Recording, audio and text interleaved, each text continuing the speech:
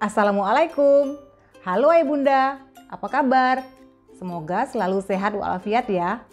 Di video kali ini, bersama saya, Dr. Vivi Septriani, spesialis anak, akan membahas tentang masalah stunting. Tapi sebelum menonton videonya, tolong ya, subscribe, like, dan nonton videonya sampai habis.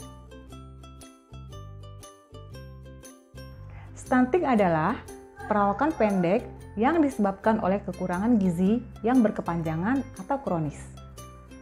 Stunting biasanya diawali dengan berat badan yang tidak naik-naik atau berat badan yang turun terus yang dibiarkan berlama-lama sehingga anak akan nampak kurus. Perawakan pendek adalah tinggi badan menurut usia atau panjang badan menurut usia berada di bawah -2 standar deviasi pada kurva WHO. Tapi, apakah semua perawakan pendek itu stunting?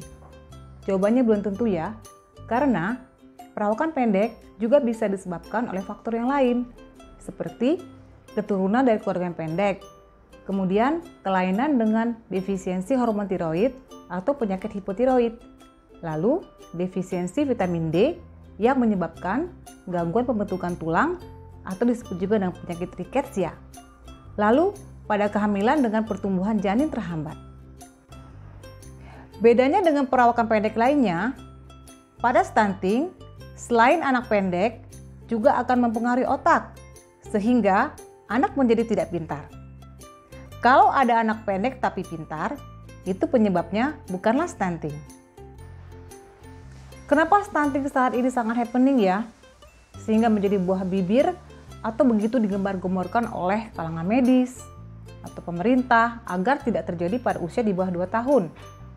Karena stunting bersifat irreversible atau permanen atau suatu kondisi di mana tidak bisa kembali ke normal lagi. Sehingga stunting sangat mengkhawatirkan dan bisa memberikan dampak yang buruk bagi seorang anak. Dampak buruk stunting pada seorang anak adalah yang pertama, menurunnya kecerdasan atau kemampuan belajar pada seorang anak. Contohnya, bila dia bersekolah, maka dia menjadi tidak pintar dibandingkan dengan anak-anak yang tidak stunting. Yang kedua, menurunnya daya tahan tubuh seorang anak, sehingga mengakibatkan dia sering sakit-sakitan. Yang ketiga, seorang anak akan mengalami keterlambatan dalam perkembangannya.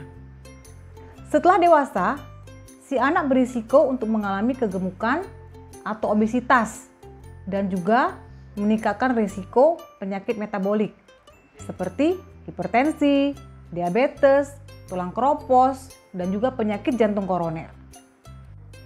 Stunting sebetulnya bisa dicegah, tapi batasnya hanyalah sampai 2 tahun pertama kehidupan atau pada rentang waktu 1000 hari pertama kehidupan. 1000 hari pertama kehidupan adalah masa di mana 270 hari masa kehamilan dan 730 hari si anak hidup di dunia atau 2 tahun pertama. Pada saat 2 tahun pertama itulah adalah periode emas di mana otak berkembang dengan pesat-pesatnya sehingga bisa mencapai 80% volume otak dewasa. Jika lewat dari 2 tahun, sebenarnya tinggi badan bisa dikoreksi, tetapi masalah gangguan otak itu akan sulit diperbaiki. Untuk mencegah stunting, kita melihatnya dari sisi ibu dan sisi anaknya. Dari sisi ibu, seorang ibu yang hamil haruslah mengkonsumsi makanan yang bergizi dan multivitamin seperti asam folat dan zat besi. Dari sisi anaknya, begitu bayi lahir, bayi harus dilakukan inisiasi menyusui dini sebisa mungkin karena pada 1 jam pertama kolostrum ASI akan dihasilkan dan sangat bermanfaat untuk sang bayi. Kemudian sampai usia 6 bulan si bayi minum ASI eksklusif, lalu usia 6 bulan sampai 2 tahun bayi diberikan MPASI yang tepat yang terutama mengandung protein hewani. Kemudian lengkapilah status imunisasi sang anak agar terhindar dari penyakit-penyakit tertentu. Dan juga seorang anak harusnya berada dalam lingkungan yang bersih dan sehat, dan juga harus tersedia air bersih yang cukup. Pola asuh juga sangat memegang peranan penting, karena pada usia 2 tahun pertama itu, sambungan sel-sel saraf otak itu akan berkembang dengan pesat-pesatnya. Sehingga kita harus memberikan perhatian, kasih sayang, dan stimulasi. Ayah bunda, pakailah buku KIA untuk memantau tumbuh kembang sang anak dengan cara memantau tinggi badan, berat badan, lingkar kepala yang grafiknya ada pada buku KIA tersebut. Jika menemukan berat badan tidak naik-naik atau grafik tersebut berada di bawah -2 standar deviasi, maka jangan ragu lagi. Segeralah berkonsultasi ke dokter untuk mendapatkan penanganan yang tepat. Ingat, stunting bisa dicegah sedini mungkin. Saya harap video ini bisa berguna bagi ayah bunda sekalian dan juga calon-calon ibu.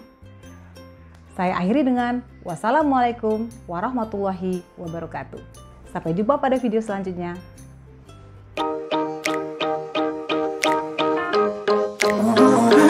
Hey.